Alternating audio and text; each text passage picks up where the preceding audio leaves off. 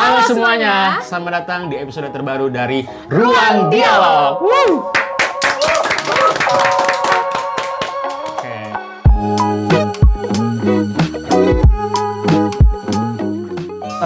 Ketika lu tahu diri lu sendiri dan lu tahu musuh lu nggak usah khawatir akan hasil dari 100 pertempuran ke depan. Oke. Sadis, sedap banget tuh. Karena ketika lu namanya Erik Erikson, dia itu ngejelasin gimana perkembangan emosional kita sesuai tahap umur kita. Nah, kebetulan di tahap-tahap remaja ini justru kita lagi menggebu-gebunya buat nyari jati diri. Yang sebenarnya self awareness itu harus menjadi kemampuan yang penting gitu harusnya. Namanya dia itu identity versus role confusion. Gimana kita si remaja ini nyari jati dirinya tuh, gue tuh bisa apa sih di masyarakat tuh kayak gimana? Makanya dia Ada 7 hal yang mesti kita cari kalau kita mau self-aware sama diri kita sendiri. Yang pertama itu value. Jadi ibarat kalau hidup kita itu jalan, mau jalannya lurus kita kan harus ada pembatas.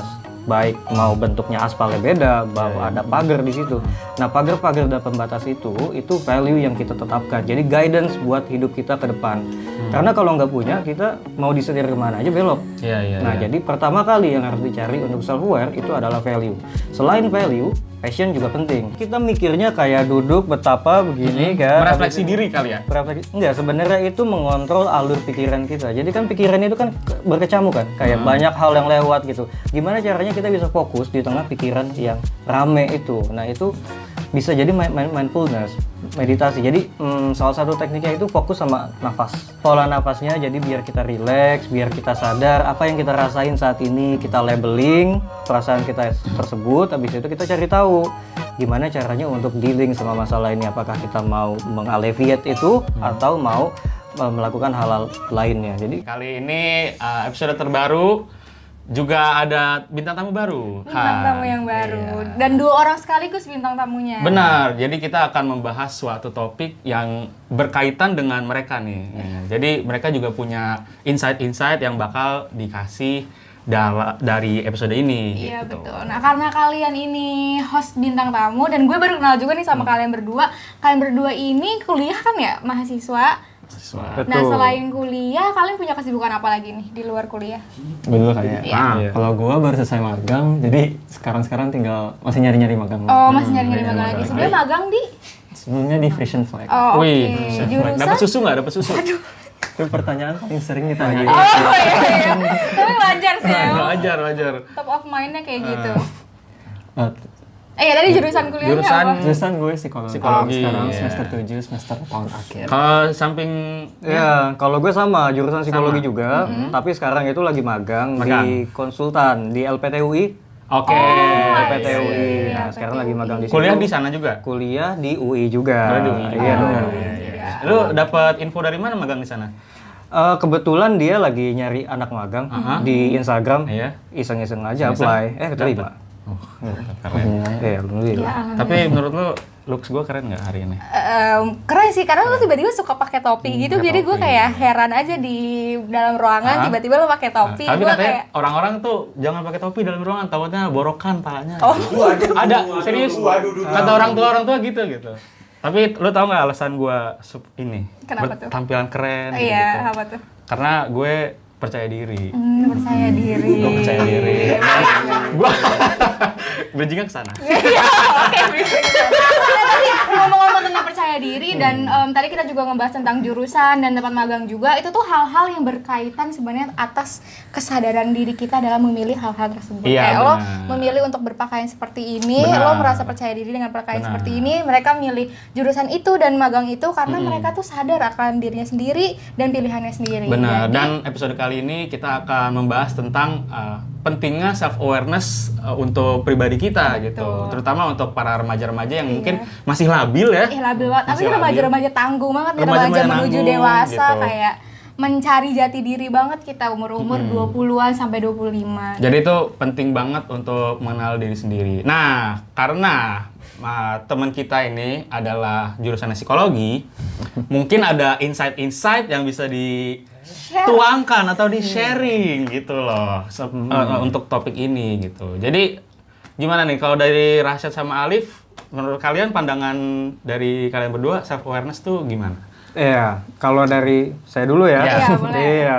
Kalau dari psikologi sih sebenarnya ya Kita nggak usah bawa-bawa alma mater lah, yang penting bawa. iya yang penting Kalau ada psikologi insight aja sama gitu. aja semuanya. Kebetulan aja jurusan Sama psikologi aja. gitu. Sama aja. Kalau kita ngomong tentang psikologi itu kita harus tarik ke tahun 72. Wow. Nah, 72 itu pertama kali term psikologi itu diperkenalkan di salah satu jurnal oleh Duval dan Wiklund namanya. Nah, pas tahun 72 itu dia mendefinisikan self awareness sebagai proses fokus diri kita sendiri diarahkan kepada diri kita. Aspek yang kita punya, kelebihan, kelemahan dan segalanya apapun terkait dengan diri kita terus dibandingkan dengan standar eksternal maupun internal.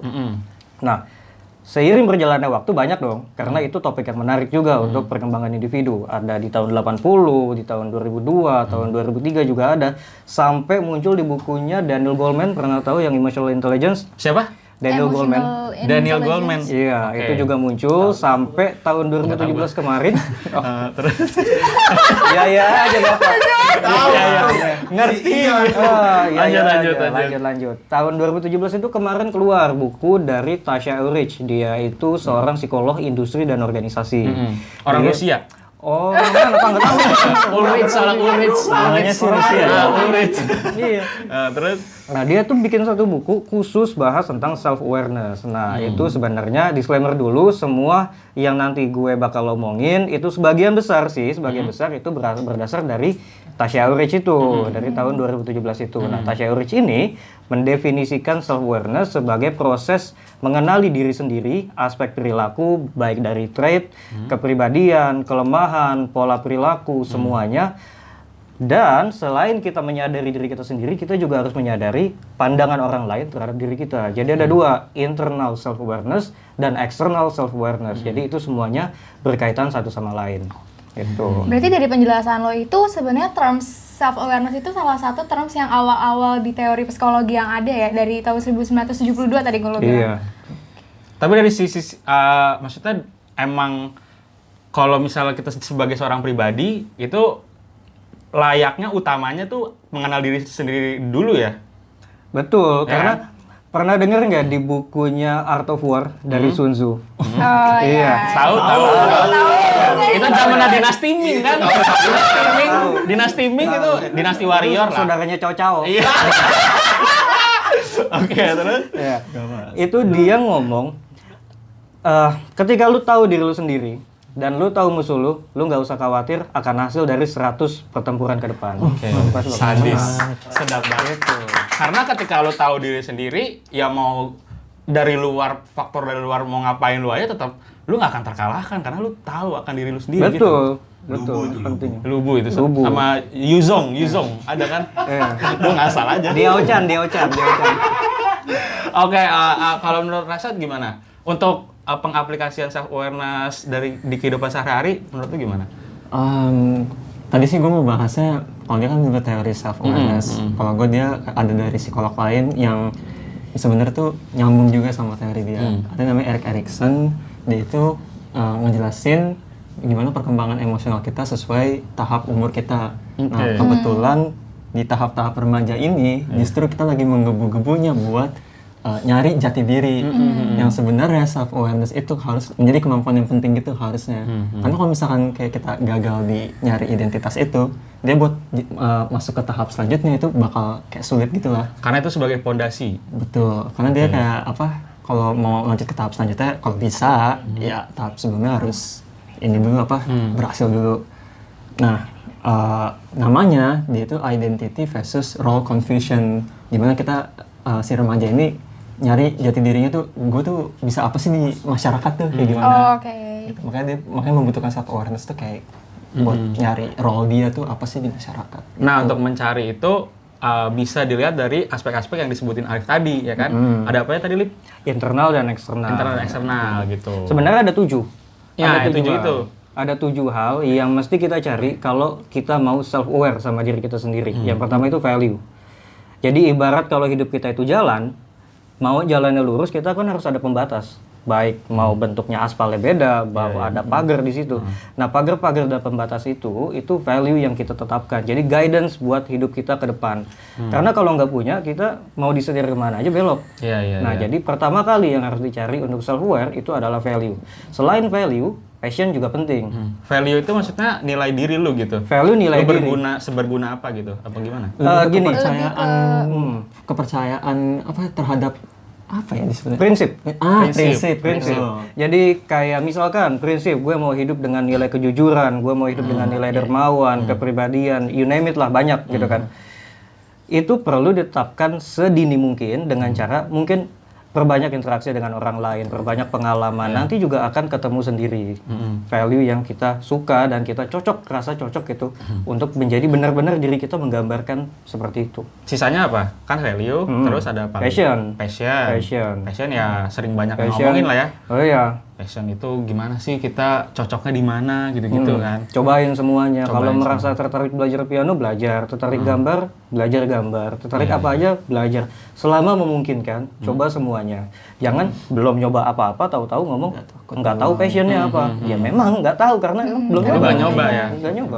Tapi sebenarnya dari dua nilai yang udah lo sebutin tadi, maksudnya dua hal dari value dan passion itu tuh menurut gue berjalan beriringan sama kita self awareness gitu loh.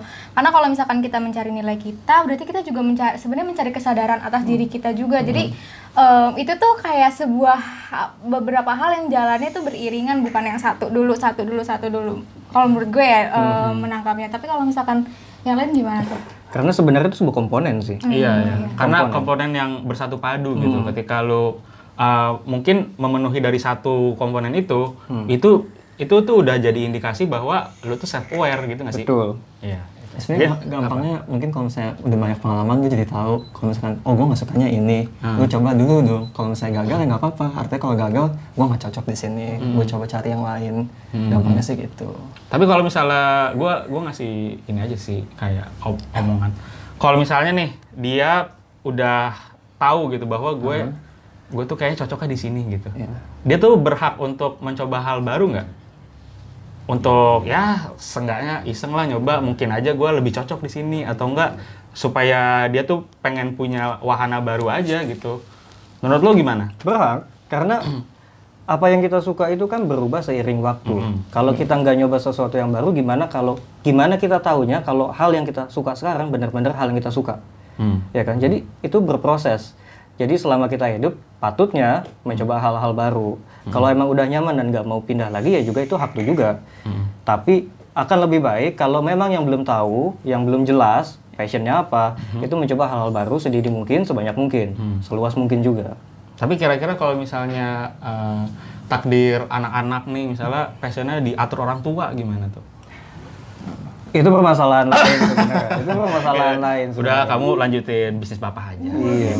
Jadi padahal aku yang bermusik. Iya. Tapi kan itu kan kebentur sama realita kan. Bener sih, Mungkin orang bener. tua itu pengalaman hidupnya banyak, realitanya wah ini bakal secure nih anak kalau jalannya ke sini. Tapi kan ya setiap individu kan unik. Kan. Jadi ya biarin aja dia mungkin mau mengejar realita, tapi ketika dia sampai kepada realita udah secure hidupnya, udah aman, ya udah dia nyoba yang dia suka. Iya. Ya bisa. Oke, kita mungkin masing-masing ceritain dulu kali pengalaman kita tuh pernah self aware lagi. Self-aware. Tapi sebelum masuk ke pengalaman kita masing-masing, gue penasaran sih sebenarnya sama unsur-unsur yang lain. Tadi kan lu sebut ada 7, mungkin disebutin aja kali nama-namanya 5-nya, karena gue penasaran sih. Oke, buat tadi sampai Di on the passion. spot ada kok 7. Oh iya. Versi on the spot. Bener juga. Tadi udah value, passion, terus aspirasi. Aspirasi. Goal lu. Goal. Habis goal, lu bisa nentuin orang-orang mana sih yang sejalan sama lu. Jadi lu bisa nentuin circle mana yang cocok sama lu, itu namanya fit. Oke. Apa? Fit. Fit. Fit. Cocok, fit. Fit. Pas, ngepas Iya, gitu. ngepas Oh, iya, gitu. iya. Habis fit, pola perilaku lu juga lu Habis fit, sadar. lay mineral. Wah. Masuk. Saya bercanda aja di sini. Canda mulu ya. Oke, tadi apa? 1? Value, passion, passion, aspirasi. Aspirasi. Yang keempat fit. Fit. Yang kelima Pola perilaku. Pola perilaku. Pola Berarti yang perilaku. perilakunya kurang kayak si Fajar ini tuh emang habit kurang juga. dalam self awareness-nya ya. Dia sadar apa enggak dia begitu? Iya. Terus yang Abis pola perilaku, pola reaksi. Jadi Apa tuh? kalau kita dealing sama suatu kondisi, kita marah atau gimana, kita sedih atau gimana, kayak Oh, I begitu. see. Abis pola emosi itu impact. Jadi kan tadi disebutin ada external self awareness. Jadi kita itu sadar apa yang kita lakuin ini, apa impactnya ke orang lain. Itu juga harus sadar. Karena banyak orang yang nggak sadar, iya. kan?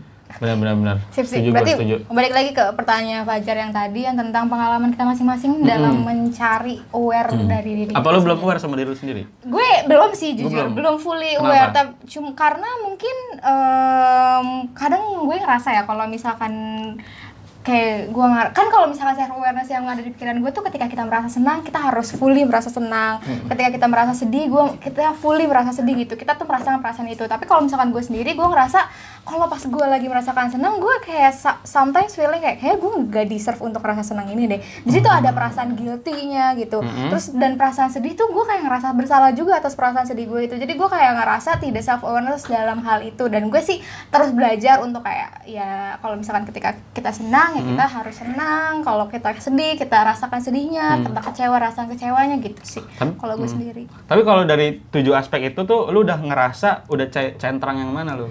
Centrang. Iya. Lu udah checklist yang mana nih? Kayak lu udah aware di aspek yang mana? Kayak passion sih. Passion lu. Heeh. Passion lu apa? Gue di bidang pendidikan sih. Pendidikan. Kayak selinear sama jurusan gue yang Iya, sekarang. iya, Gue iya, kayak iya. udah passion banget nih sama jurusan gue yang sekarang. Jadi Oke. gue udah merasakan menemukan passion gue. Kalau dari Alif dan Rasyad? Jadi rasa dulu. Dari Rasyad dulu. Tunggu, pertanyaan sama kayak Jihan apa? Sama. Sama. Pengalaman Pengalaman, self ya. aware. Saya kalau pengalaman, kayaknya pengalaman Jihan tuh kayak pengalaman yang paling banyak dialami sama remaja-remaja gitu ya. Itu mereka tuh kan merasa uncertainty sama perasaannya mereka. Sebenarnya tuh supaya bisa self aware itu harus di apa ya? Cara mereka tahunya tuh kalau bisa ditulisin gitu loh. Ini Journaling. sebenarnya journaling sih bahasanya. Cuman mungkin takutnya konsepnya orang kayak journaling tuh apa sih, kok kayaknya ribet banget journaling. Terusnya kayak nulisin apa secara spesifik itu yang apa ya? Mungkin kayak nulis diary gitu kali ya. Kayak mungkin kayak ngerasa oh gue kayaknya orangnya gini, jadi ditulis gitu. Apakah benar gue kayak gini gitu? Apa enggak? Jadi nulis itu sebagai apa ya, kayak buat nuangin perasaan. gitu. Kayak misalkan, percikan hari ini untuk aku kita tuh merasa realize. sedih, hari ini sedih karena apa? Hari ini aku merasa capek karena apa? Hari ini gitu aku nggak senang menurut lo? gara-gara Itu bisa, apa? itu bisa, itu salah satu contoh. Iya. Mungkin tuh maksudnya journaling. Cuman kalau ada yang benar-benar buat apa? Self-awareness. Self-awareness, benar-benar nyari self-awareness itu. Jadi udah kalian apa namanya? Masalahnya udah dispesifikin apa? Terus cari gimana cara nyelesain itu gimana. Karena kalau udah spesifik Ya, berarti nyari akar masalahnya terus sekaligus nyari solusinya gitu. Mungkin kalau misalkan dipikirin doang tuh akan terlalu Betul. serabutan, tapi kalau misalkan Makanya kita kalau ditulis trying jadi, to write it down, kita agak jadi terarah ngeliat ya. nih, Iya, oke. Saya kan karena kalau di psikologi tuh manusia tuh dia sering merasa anxious kan karena merasa uncertainty tadi tuh, merasa nggak tahu apa, karena kalau nggak dispesifikin masih blur gitu. Tapi kalau udah dispesifikin ya udah, jadi tahu apa alasannya, kalau bisa ya cari solusinya gitu. Kalau dari Alif, Iya betul sih, sama sebenarnya semua konsep psikologi. pengalaman lu gimana? Oh iya juga ya. Iya juga. Sorry. Pengalaman gue sih sebenarnya terkait karir sih. Kayak karir ya? Kalau self awareness karena Berarti passion lagi? passion sama value sih sebenarnya. Karena kan kalau kita gini, gue punya tekanan untuk menjadi wirausaha karena dari itu kan Dari budaya orang dari tua? budaya itu nggak suka lah orang kantoran itu apa kerja sama orang lah begitu nggak Tapi suka. lo nggak disuruh nerusin bisnis bapak lo kan? Enggak Nggak suruh buka bengkel kalau? Enggak dong. Masa masuk psikologi buka bengkel? Ya why not sebenarnya? Enggak, tapi belajar dari awal. Oh, iya. Dari ulang lagi gitu. Gitu, tapi value-nya itu gue sebenarnya sadar sih, gue nggak suka terlalu banyak perubahan sebenarnya. Gue tuh terlalu apa? Kalau orang yang stuck di satu tempat dan Stagnan. Iya stagnan bener sih, stagnan. Tapi ada kontemporer bukan sih. Pokoknya intinya tidak suka perubahan.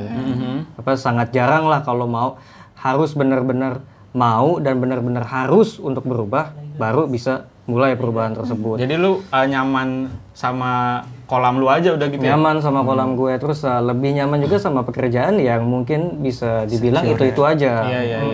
Gak suka tantangan baru Pungut sebagainya. sampah gitu kan contohnya? Bisa jadi. Oke, gue paham. Gue juga, kalau gue lebih benar sih dari awal, kayaknya gue ngerasa kayak gue lebih kenal diri gue sendiri karena pengalaman-pengalaman kayak misalnya nih gue jadi orang yang kayak gini, gue jadi orang yang riang gitu. Gue ngerasa gue enjoy gitu. Oh kayaknya emang gue orangnya ekstrovert nih gitu. Jadi kalau misalnya gue di luaran kayak gue di luar rumah, gue diem, gue nggak bisa gitu. Nggak dari awal-awal gue aware di situ gitu. Tapi menarik nih, gue tuh dari omongan-omongan kalian ya, kayak orang-orang tuh kenal aspek self awareness dari passion dulu gitu. Tapi kenapa enggak dari awal tuh kita harus kenal prinsip kita dulu gitu? Karena nomor satu kan prinsip. Gitu loh. Kenapa banyak mungkin remaja-remaja dia tuh fokusnya gimana ya passion gue gimana? Kenapa enggak lu kenalin prinsip lu dulu aja gitu? Prinsip diri lu kayak gimana gitu? Lu mau jadi orang yang kayak gimana? Lu mau jadi orang yang seperti apa? Untuk orang lain gitu-gitu nggak sih? Menurut kalian gimana? Betul, karena lebih susah nyari value daripada nyari passion. Iya kan? Karena juga mereka nggak diajarin kan, mereka juga nyari sendiri kan, nggak ada bimbingannya, nggak ada panduannya juga. Jadi ya apa yang sering dibahas sama media mainstream juga passion lagi. Dan pada akhirnya seiring mereka mencoba passion baru, kegiatan baru, mereka juga menemukan hal-hal yang mereka suka seperti value-nya juga. Sebenarnya nggak apa-apa kalau mau mulai dari passion, dan yang penting value juga harus ditemukan ketika mencari passion tersebut. Iya, tapi jadinya kalau misalnya dia ketemu passionnya dia dulu gitu, kayak mungkin ada indikasi dia jadi nggak kenal dirinya dia, value-nya dia gitu, prinsipnya apa. Jadi orang-orang tuh gampang diatur-atur gitu, jadi nggak punya prinsip teguh untuk dirinya sendiri gitu. Salah contoh-contoh kayak, nggak jadi deh.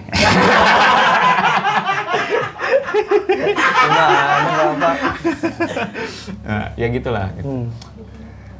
Ya, gue mau ngambil contoh kayak mungkin kebanyakan mungkin aja ya, gue bisa salah gitu. Banyak cewek-cewek yang mungkin gampang diatur-atur gitu.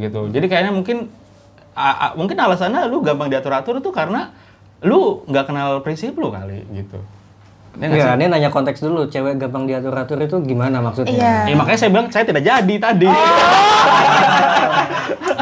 Nggak, mungkin ada sangkut pautnya kali, karena dia nggak aware sama dirinya gitu, dia nggak paham akan prinsipnya, jadi kayak atau mungkin dari nilai yang dia anut tuh seperti itu, dia ngelihat sekitarnya, oh kalau cewek itu harus manut sama lelaki, harus manut sama suaminya, dia melihat nilai-nilai seperti itu di sekitarnya, jadi dia pun terbentuk kepribadian seperti itu. Menurutku kayak gitu sih. Itu betul, soalnya mostly human itu ya shaped by the environment kan. Iya. Dari teori mungkin itu pengaruh gitu. dari eksternal ya, tapi cuman sebenarnya yang utama, sorry gue potong. Sebenarnya yang utama ya harus dari dalam diri kita sendiri dong. Cuman kalau memang nilai itu ditanamin dari kecil, itu susah hilang ya. Itu yang paling susah, karena emang kalau ditanam dari kecil nggak bisa nolak kan, itu bakal ke bawah sampai ke depan. Tapi apa nggak ada lonjakan berontakan dari dalam diri? Pasti ada berontakan kalau nanti udah explore dan merasa nggak sesuai kan sama misalkan value yang dia ambil dari keluarganya, pas dia pindah ke daerah ini terus nggak sesuai, ya ada gertakan. Makanya pentingnya dia nyari pengalaman baru itu buat cari gertakan itu, cari gertakan sebanyak mungkin supaya bisa tahu cocoknya di mana kan. Alif mau ngomong apa? Nggak jadi. Anda kenapa menahan? Nggak apa-apa, saya ngikutin bapak. Nggak aja. Santai.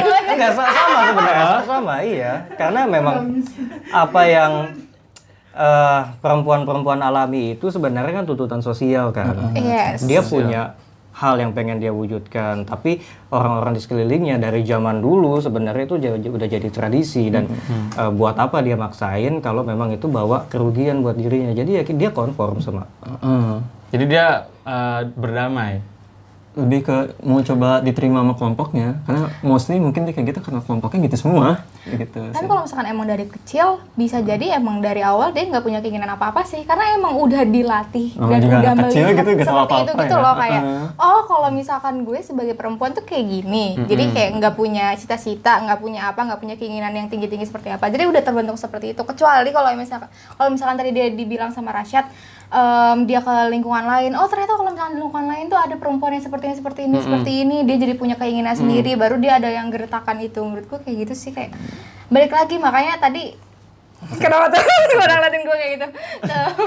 Makanya tadi disaranin juga kita untuk mengeksplor lingkungan sebanyak mungkin, sesering mungkin gitu. Iya, karena relate sama gue gitu. Gue kalau misalnya kayak dari kecil udah ditanamin ini nih, itu. Jadi kita kayak punya apa ya? Kayak udah punya fondasi sendiri bahwa kita akan jadi seperti ini gedenya gitu kan.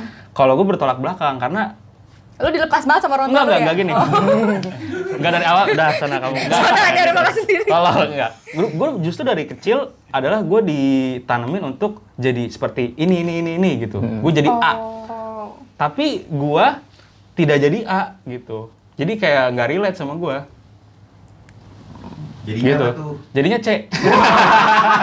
Lompat ya, jauh. Karena gue ngerasa gini, ketika gue misalnya menjalankan A, yang tadi gue bilang, proses gue self-aware sama diri gue itu ketika gue jadi A yang sama disuruh seperti orang tua gue merasa kayaknya gue nggak gini deh gitu. Coba gue cari-cari lagi gitu. Nah, gue tuh masuk ke golongan orang-orang yang gue mencari lingkungan baru. Mencari lingkungan baru untuk mencari jati diri gue yang baru gitu. Mungkin aja gue cocoknya di sini gitu. Jadi gue jadi pas gue ngejalanin gue jadi A, gue nggak nyaman gitu. Makanya mungkin aja bisa jadi orang-orang, nggak usah cewek lah gitu. Mungkin semuanya ketika lu dituntut untuk menjadi A, sebuah objek A gitu. Tapi kalau misalnya lu ngerasa nggak enjoy, lu berhak kok untuk melihat variabel-variabel lain gitu. Nggak mesti lu manut karena emang ajaran dari awal lah segala macam gitu-gitu. Karena contoh nyatanya aja gue sendiri gitu. Itu tergantung sih, karena itu kompleks kan. Setiap individu kan permasalahannya beda-beda. Mungkin dia kalau berubah ada konsekuensi yang harus ditanggung, dia nggak berani. Tapi kan nanggung nggak salah. Maksudnya kalau emang dia mau nyoba, Betul, nggak salah. Tapi maksudnya bukan kayak ayo berubah, tapi kita juga harus paham kalau kondisi orang-orang itu beda. Nggak setiap orang itu punya luxury buat bisa berubah semau dia kayak. Iya gitu. sih, Dan nunjukin iya. dirinya sendiri sesuai dengan dirinya apa adanya. Atau enggak gini, mungkin lu disuruh untuk menjadi A. Oke, disuruh menjadi A gitu. Mungkin A ini udah kayak bagus banget deh, udah sempurna banget. Tapi nggak ada salahnya lu bisa melihat variabel lain, lu mencoba variabel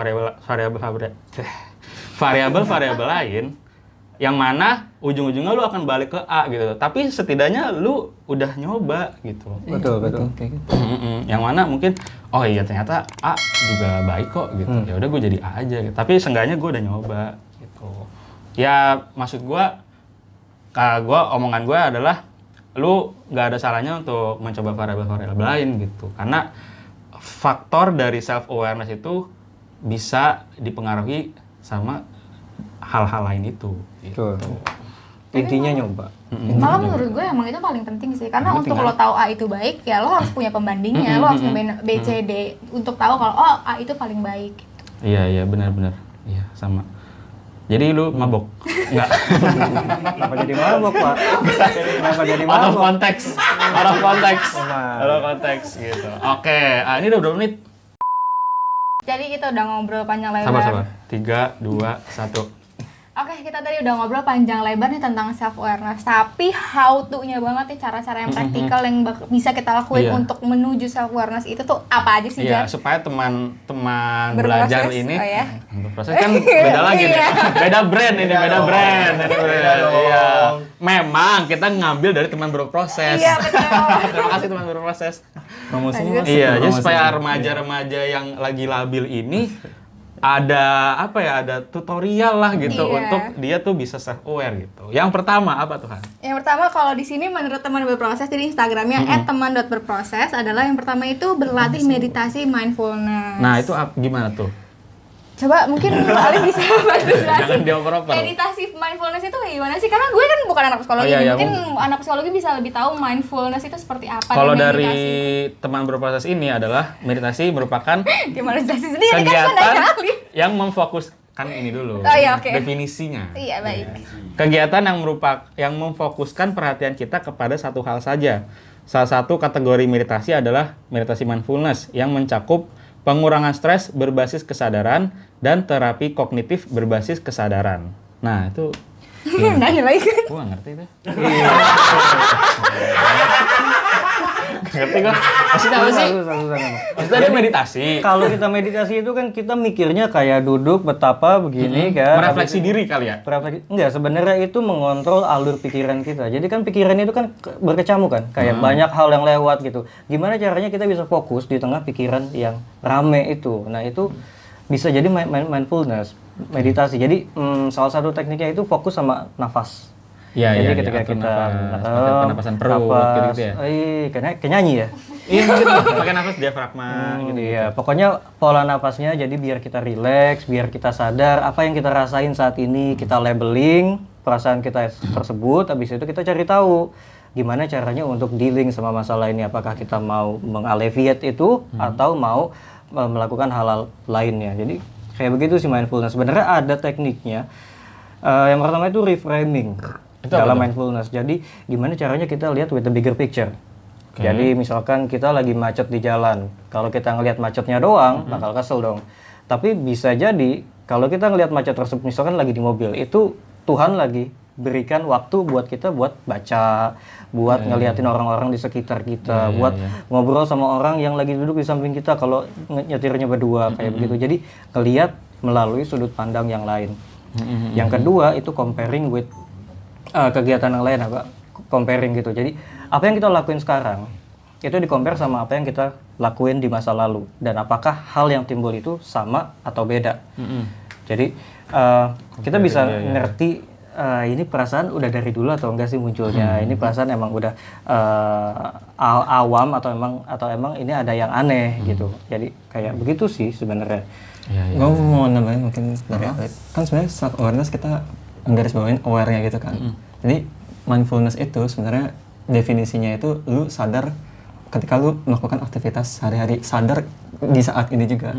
Karena mostly kalau misalkan lu beraktivitas itu autopilot kan. Misalnya nugas, nyetir, apa itu kan ya autopilot. Apalagi sekarang udah sosmed, udah banyak yang bikin dopamin kita cepat dapat, itu bikin lu autopilot terus. Kalau misalkan lu kayak seharian autopilot, lu gimana lu bisa aware sama apa yang udah lu lakuin gitu kan. Nah, mindfulness ini penting. Penting. Itu di yang di yang meditasi itu dia cuma buat ngelatih lu Aware lagi ya gitu. aware Karena lagi aja. setelah berlama-lama autopilot, ya lu manual lagi lah gitu. Fokus lagi. Kendali diri. Bener dong, manual lagi. Iya, Bener. Kan udah auto, abis auto, manual lagi. nggak salah sih sebenarnya. Iya benar. Iya, Oke gitu. lanjut nih, yang nomor Lanjut. kedua Nomor adalah dua. luangkan waktu untuk refleksi diri. Refleksi diri ini maksudnya seperti merenung dan dapat dilakukan melalui berbagai cara, seperti berbicara dengan diri sendiri di kaca, sekedar atau duduk diam dan berpikir, hingga menulis jurnal atau yang kita biasa sebut dengan journaling. Kalau berbicara dengan teman delusi boleh? Tapi gimana penanggapannya? Boleh. Jangan banyak-banyak. Nanti benar. kontak realitanya keputus. Iya. Takutnya malah jadi ke isekai dia. Iya, kan Di mana-mana ada wibu memang. Sulit. Nah mungkin contoh-contoh pertanyaan yang bisa dapat kita tanyakan kepada diri sendiri ketika kita lagi berbicara dengan diri sendiri itu seperti, hidup seperti apa sih yang aku mau, bagaimana aku ingin menghabiskan hari-hari aku, dan atau apa nilai-nilai yang menurut aku paling penting dalam hidup ini gitu. Nah nomor 3 mungkin bisa Fajar yang bacain. Sama yang tadi nomor 2 mungkin dia relate sama meditasi juga ya, karena di meditasi juga bisa diselipin waktu untuk refleksi diri, iya nggak sih? Itu sebenarnya ada lagi check-in. Jadi ada sumber yang bilang kalau Lu yang mikir check-in kemana? bukan check-in yang itu. Oke. Bukan. Ini check-in itu ketika kita bangun tidur, itu luangkan waktu 10 menit, 15 menit atau 5 menit terserah lah. Itu kita mikir kemarin itu kita ngelakuin apa sih yang salah, apa sih yang bisa kita perbaiki. Itu kan juga self reflective kan jatuhnya. Jadi emang ada sumber yang bilang kalau check-in itu bisa untuk membantu kita untuk menjadi lebih mindful. Oke, jadi tariknya jadi mindful lagi. Mindful lagi. Oke, yang ketiga adalah berbicara dengan orang-orang terdekat kamu gitu.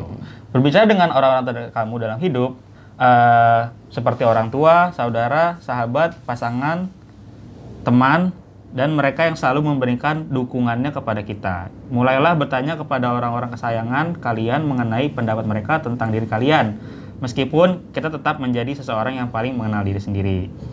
Faktor eksternal dapat membantu kita untuk bisa berintrospeksi dan terus menjadi diri yang lebih baik lagi di hari kemudian. Iya benar. Ini ada nih teori psikologi yang fokusnya ke sini. Jadi dia namanya Johari Window, jendela Johari. Itu kita nanya ke orang-orang apa yang kalian tahu supaya bisa melihat blind spot kita tuh apa gitu. Kalau yang itu ada 4 diagram gitu. Mungkin ntar editor kayak langsung edit aja di sini. Di sini ya? Gue lupa apa ini ya. Pokoknya hari ini lembur lagi. Tapi ya intinya itu buat bisa nyari apa, kalau diri sendiri kan nanti takutnya bias gitu loh. Kalau misalnya nanya ke orang nanti kan, oh ternyata gue ada yang nggak gue tahu dari dari perspektif lu terhadap gue gitu. Namanya Johari Window. Ntar gue editin dah depan sini. Makasih ya, Syar. Tapi masalahnya munculnya kalau dia tidak punya orang-orang terdekat, gimana tuh? Ini ada selanjutnya nggak? Nggak Udah sampai 3 orang doang. Kalau misalnya timbul masalah itu, dia bisa balik kayak nomor 1, bisa meditasi mindfulness, bisa merefleksi diri gitu. Tapi gue ada satu lagi sih yang udah gue bahas sebelum tadi, yang kayak gue planning itu. Dia tuh ada nama konsep itu SMART. SMART itu specific, measurable, attainable, R-nya gue lupa. Reasonable Ya? Reasonable. Terus T-nya tuh Time time bound ya. Pokoknya tuh nge-planning yang tadi, kalau S kan spesifik. Jadi lu udah tahu apa aja itunya. Measurable, lu bisa nge-measure kalau misalnya tadi balik lagi ke yang value-value yang dia, ada value, ada passion, ada apa yang lu mau. Tadi hidup aku mau seperti apa? Misalkan aku mau jadi desain grafis terbaik di dunia gitu. Amin. Terus ya udah, kalau measurable, lu mau ngapain aja buat jadi desain grafis? Latihan typography, latihan apa. Itu kan measurable, bisa dilihat. Oh nanti perkembangannya gue bisa catat. Measurable, attainable lu bisa nggak dapetin itu? Kalau attainable tadi ya caranya gue bisa ngambil course, bisa belajar online, nanya teman, itu kan attainable. Terus reasonable. Reasonable tuh ya apa namanya? Aktivitas yang reasonable gitu. Masa sih, Jar? Ya nggak tahu gue. Ya saya cuma melemparkan aja. Iya. Oh iya. Benar. Melakukan aktivitas yang reasonable gitu. Itu masuk akal tuh kayak kalau mungkin ganti tadi contohnya, misalkan pengen jadi pemain basket gitu. Gue yang nggak bisa apa-apa terus mau langsung masuk DBL gitu. Kan nggak reasonable. Nggak reasonable Nggak gitu. bisa Nggak make gitu. sense, ya. Terus ya, tadi time bound tuh ya lu tadi nargetin waktunya tuh kapan, misalkan ya gue harus bisa tadi misalkan desain logo pas 2 bulan ke depan kan keukur gitu. Jadi dengan lu udah nge-urutan spesifik, time bound juga dapat, lu bisa ngecatet nge-tracking diri lu sendiri gitu kan, jadi makin aware lah. Iya. Gitu. Alif ada tambahan? Nggak, sebenarnya yang tadi dijelasin sama Rasat itu konsep goal setting. Jadi itu erat kaitannya sama future orientation. Jadi kalau kita mau mengorientasi masa depan kita, mau kayak apa sih masa depan, itu pakainya salah satu tekniknya itu goal setting. Bapak kenapa senyum-senyum, Bapak? Enggak. Kali aja ada settingan goal-goal yang lain gitu. Sama yang tadi itu, yang teman itu sebenarnya penting dan berkaitan sama tadi pengertian self awareness. Itu kan ada yang eksternal kan. Nah, eksternal itu salah satu untuk mencapainya itu menanyakan kepada orang lain. Makanya tadi pertanyaannya, kalau nggak punya teman gimana? Mulai pelan-pelan. Karena manusia itu pada dasarnya kan makhluk sosial. Jadi kalau nggak punya teman gimana? Mulai untuk membuka diri, berinteraksi sama orang-orang sekitar, tetangga atau siapapun. Karena gini, feedback itu penting. Ini mau cerita boleh nggak? Boleh dong. Boleh. Ini pas kuliah, ini dulu gue juga mikirnya nggak penting feedback. Sampai pada kuliah ini yang ngasih Johari Window kan itu praktek. Jadi ada kerja kelompok praktek, ada 4 orang disuruh ngasih feedback ke gue harus ngasih feedback ke orang. Nah dari kegiatan tersebut gue ngerti juga, wah enak juga ya ternyata di feedback. Gue jadi tahu nih mana yang kurang, mana yang lebih. Oh ternyata apa yang gue pikirin tentang diri gue sebenarnya nggak begitu menurut orang lain. Jadi feedback itu penting. Makanya gini loh, gue selalu bilang temen yang bilang yang menghujat lo di depan asalkan nggak di tempat rame, asal nggak di banyak orang gitu, nggak di tengah-tengah keramaian. Misalkan teman yang ngomong, wah gigi lo bau apa segala macam, lo bau badan. Iya. Itu kritik yang membangun loh sebenarnya, Benar, karena nggak semua orang berani. Lu nyindir teman kita ya? Siapa tuh? Siapa? Sebut dong? nama nggak? Tidak. Oh, jangan. Itu nggak semua orang dapat dan semua orang nggak berani. Lu bayangin kalau lu nggak tahu kelemahan lu yang itu Iya, sampai iya. di saat penting, misalkan lu lagi meeting sama bos, lagi sama klien, lu nggak tahu lu bau, Iya, lu pede benar. aja gitu kan. Benar. Akhirnya nggak ada yang mau gituin, makanya teman itu yang menghujat lo, yang ngasih lu belak-belakan itu berharga. Bahkan di bukunya 48 Rules of Power itu lebih bisa, itu kita daripada teman, kita lebih baik untuk memanfaatkan musuh. Karena musuh itu selalu mencari kesalahan kita. Itu feedback terbaik. Benar. Mungkin orang fokusnya, gue gak punya temen nih. Tapi lu udah jadi temen yang baik belum? Gitu. Iya, Udah jadi benar. temen yang belak-belakan ngasih feedback itu. Benar. Itu sangat penting juga sih, karena ketika kita terlalu sadar akan diri kita, jadi takutnya malah kita jadinya nggak tahu diri gitu. Ya nggak sih? Kita udah mencapai titik sadar, kalau udah kelewatan malah kita nggak tahu diri gitu, nggak sadar diri malah gitu. Meta sadar Gitu. Makanya jadi pentingnya feedback dari orang-orang itu untuk nurunin lagi lah supaya lu ternyata lu gini loh. Gitu. Iya, penting sih gitu. Oke. bahasan Mindfulness sekali ya obrolan kali ini. Benar. Jadi untuk para teman dialog yang mungkin remaja-remaja masih labil segala macam, bisa kalian tonton video ini, kalian ya ulang-ulang lagi, terus rewind supaya ada bayangan lah gitu. Karena mungkin kalian masih labil-labil, supaya jadi ada bayangan, ternyata gue harus memulai ini, gue harus memulai itu gitu. Untuk bisa self-awareness lagi ke diri kalian. Gitu teman berproses. Bukan ya? Bener terus. Teman dialog. Ya, oke. Teman dialog. Ini namanya teman dialog. Oke. Station call teman dialog. Station call teman dialog. Gitu. Jadi jangan lupa untuk subscribe ya, sedikit-sedikit belajar supaya kalian tidak ketinggalan video-video terbaru dari sedikit-sedikit belajar gitu. Nih buat yang mungkin penasaran, wah ini Kak Alif sangat keren ya gitu. Dia itu adalah orang yang dari awal tuh goalsnya emang psikologi, jadi emang dia tuh layak lah untuk psikologi banget lah dia Psikologi orangnya. banget. Dia emang kacau. Syukran. Untuk yang mau IG-nya Kak Alif ada di sini. Gak apa-apa dong. Iya. Oh, Tolong dong. ya, Kak Rasyad juga ada di sini. Kak Rasyad. Kak Jihan Iya boleh kajian. sama Kak Fajar juga. Kok gila gue ketawa dah. Oke. Kita cukupkan aja kali ya percakapan kita. Terima kasih Dari sini. Alif dan Terima Rasyad kasih. sudah membagikan insight-insightnya gitu. Semoga bermanfaat untuk teman dialog di luar sana. Oke. Gitu. Ya. Dadah. Jangan dadah dulu. Jangan dari dulu. Iya. Kayak gimana? Jangan lupa di like Komen. dan subscribe. Ya, sampai jumpa lagi di episode lainnya. Bye.